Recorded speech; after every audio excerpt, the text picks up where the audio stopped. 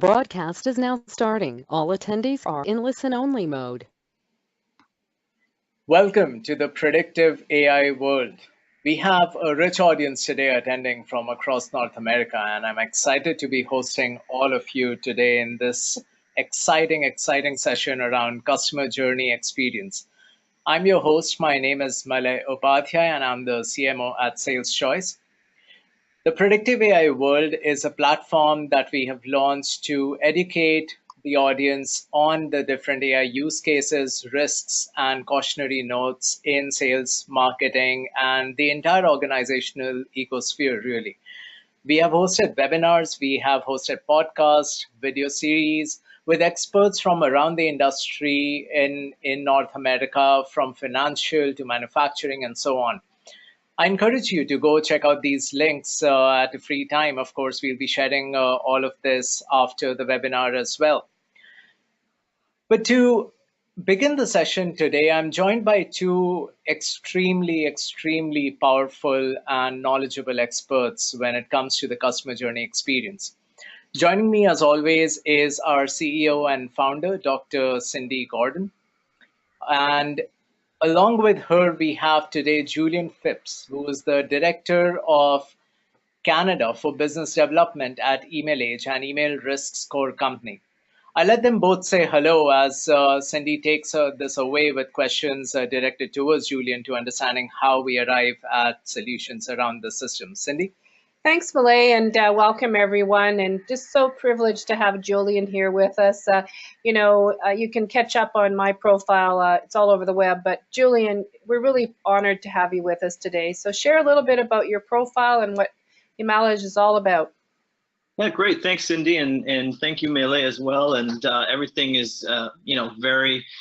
It's been such a great time right now in our company. We've been growing at what we call our hyper growth mode, a lot of investment going on.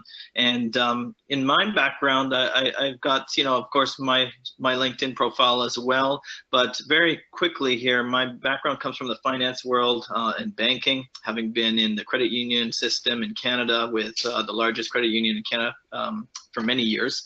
And following that, a couple of stops in startup world, then on to the world of SaaS and technology solutions. So now it's brought me to EmailAge, and happy to be growing the market there. And it's been basically what a ride, I gotta say. Thanks, Julian. I'm going to get underway and just do a little bit of stage setting in terms of the importance of AI. We are going to allow a lot of time near the end for all of you online, so please send in your questions early. We've organized a set of questions to have a dialogue between Julian and I. Malay will pipe in, as she always does, in his wonderful high-energy way. We're going to then zoom into some specific use cases, so we actually talk about the value of some of these capabilities. I think that's really important. There's a lot of discussion on what AI is, but not always what's the value in terms of real business impact. So want to be clear on that side.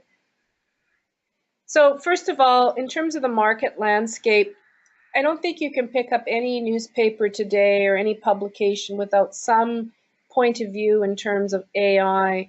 And, there's kind of always, you'll find two perspectives there. You'll find the positive high energy, and then you will certainly have the sensitivities and concerns and the impact this will have maybe to privacy, risk, etc.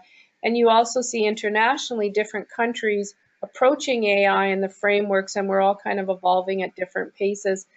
But the most important point, it's the most significant change in the history of mankind.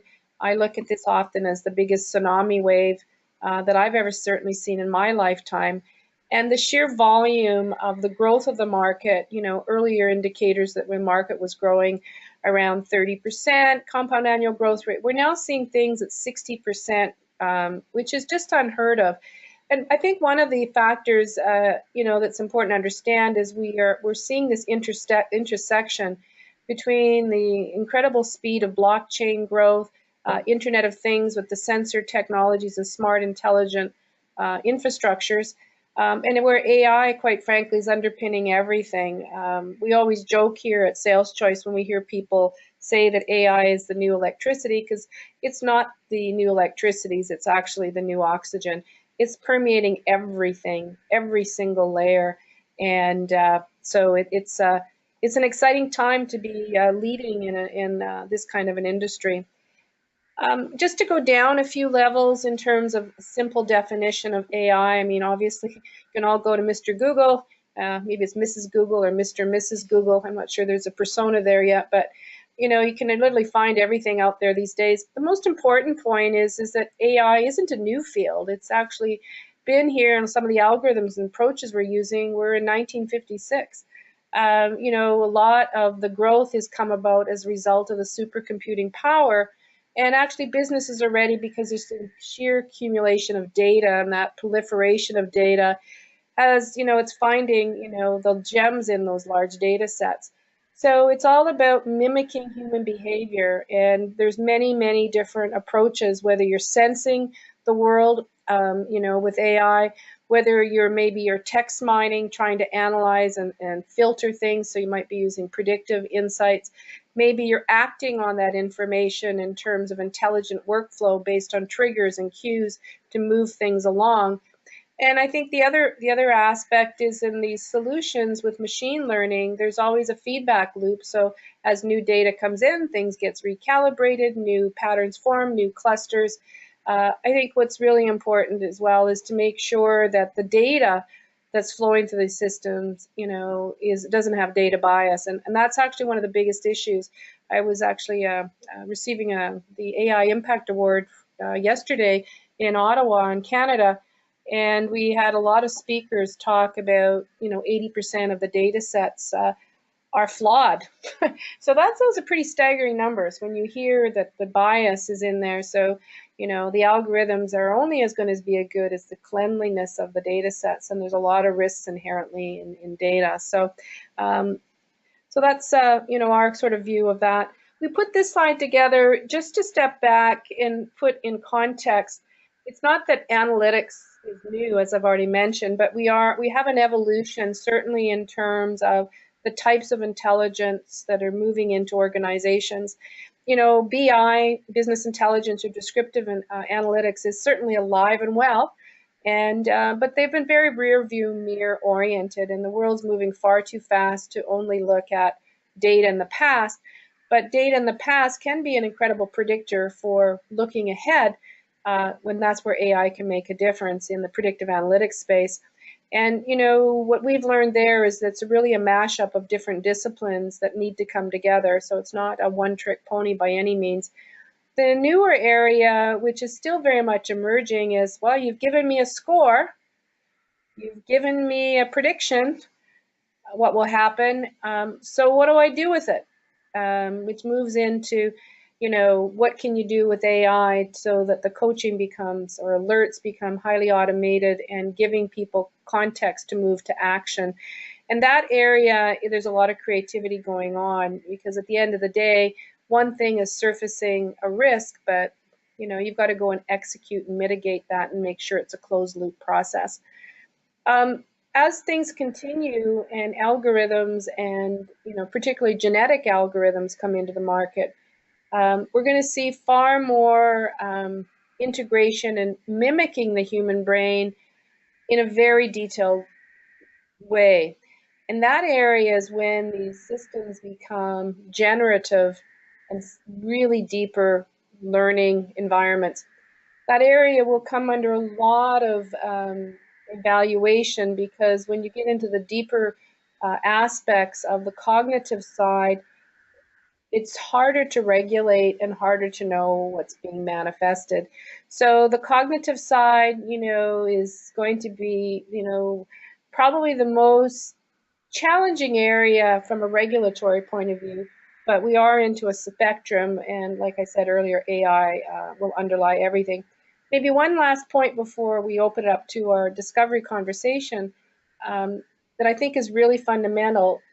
When you do any business case for BI, you typically aren't going to get a return of investment beyond about 80%. In AI, usually the business cases come in between 100% and up. I mean, they are fast. More often than not, on our side, we can prove out a business case in just one transaction and becomes the return for the entire investment cycle.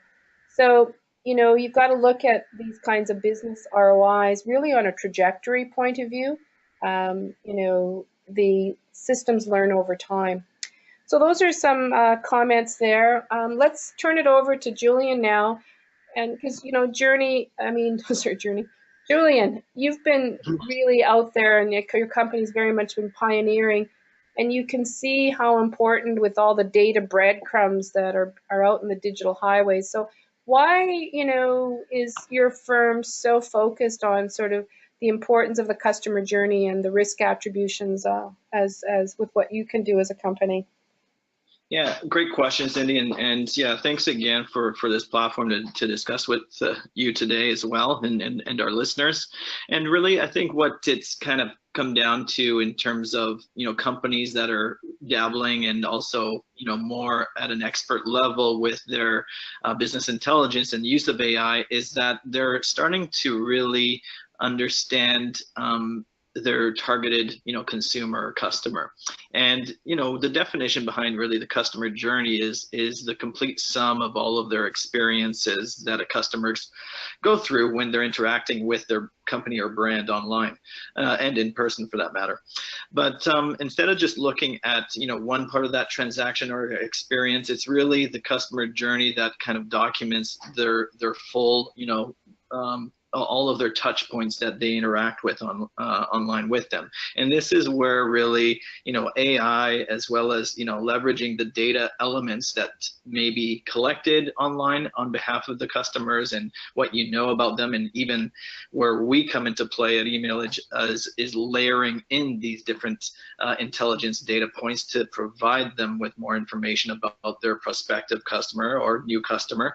It really begins to help them not only transact online more frequently or perhaps with more purpose and intent, but they can start to specify the experience and really take it to the next level, and also help that become a lot more frictionless. So there's quite a few different benefits in terms of why understanding this customer journey is so important, but it also begins way back at the business planning stage. Once you plan your business fundamentals correctly from its earliest branding, what is your brand, and filtering that through to the whole customer journey experience, that's where you start to really see how your brand stands apart, what's your unique offering, and then layering in the AI and business intelligence in that is just that X factor that will really raise your business's game to the next level.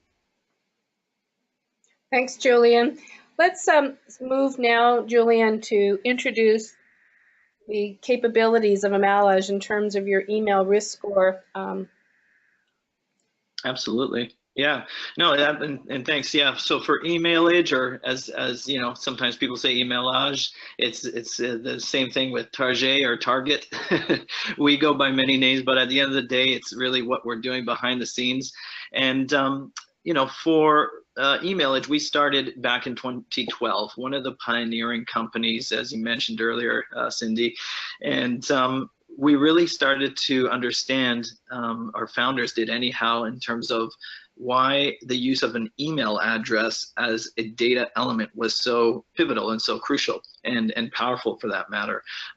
Fraudsters that exist out there today still need to gain control of one of two key elements typically to fully conduct their fraudulent or different malicious attacks. So those two elements are the email address. They've got to have some sort of communication tool for the email address, and sometimes it diverts back to controlling a phone number, your phone number, or perhaps creating one in its place. So there's a lot of things that fraudsters are doing these days, whether it be social engineering, which is essentially being able to manipulate information and individuals and humans for that matter to divulge personal information for their gain, ultimate fraudulent gain. And so where we come into play at Emailage is being able to leverage some of the data that you're collecting up front, such as that email address, but also other elements that include your phone device information, the phone number, information behind the phone number that you might be registering with at any given platform online, and even correlating that to address. What is your billing and shipping address? What is your IP and device location? So all of these informations get correlated onto our system and are being put through the AI algorithms. Then what we do is are able to send you back information within under 1 second, and that allows any business to layer that into their decision making or transaction authentication process and really leverage this global network of information that we have when we work with all of our customers. Does that make sense? Yeah, I think as you continue on and the diverse number of inputs, and I know that you've got some really clear visualizations on the connector layers there, which is obviously key. It's kind of that network effect that you've learned. You keep adding more and more layers of intelligence in. Yeah, that's correct. And really it's about, one of the things that really makes us stand apart is that given the fact that we are one of the early entrants into the marketplace, we really leveraged the data aspect and how we kept our environment clean. You mentioned some of the biases and risks earlier in our discussion here, and that stands true. Even when you're building, a true data kind of element environment where you're looking at some of the data elements that are coming into your environment from your customers. For example, when we collect information that is anonymized and absorbed onto our network from retailers that are seeing good transactions and as well as the reporting back on the bad ones that they have confirmed that are fraudulent, that is being populated onto our network. And so for that 7+ years now that we've been growing this network of this database of both positive and negative signals, we're able to paint kind of a very clear picture on who is Cindy online in terms of that customer that's newly registered to another site now, right? And is coming to perhaps, conduct different e-commerce transactions online. And so if we can give you that insight, before she comes online right away, or before that customer decides to, be granted a loan for online lending, different lending platforms, this is the type of information that companies are beginning to really leverage as another layer of risk mitigation.